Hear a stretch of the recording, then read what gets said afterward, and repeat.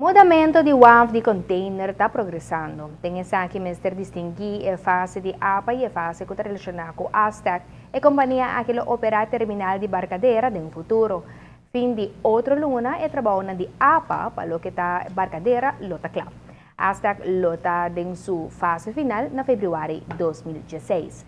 No momento a operação de container lo toma lugar completamente na barcadeira. Entretanto, riba terreno de APA na praia tem diferente trabalho. Nós começamos algo no ano passado com demolition, slopamento de edifício atual. É também bom, aqui que nós estava a querer porque vai mais rápido, mas um trabalho grande e pior, do que a companhia. Nós temos um convênio com ele, o material que está a mês está cobre o gasto não, e não paga, nós não paga nada nenhum placa. É também não é bom. A parte mais interessante é a parte de que vai virar. Esse aí nós está junto com o governo, está trabalhando desenho novo, porque nós temos diferentes planos bio, mas de todo o plano que está trabalhando o último desenho. Outro semana é promete desenho para o projeto de WAF na praia, lota clapa discutir e posteriormente lo implementar o plano total. O diretor de APA está dando uma impressão que exatamente é esse que é.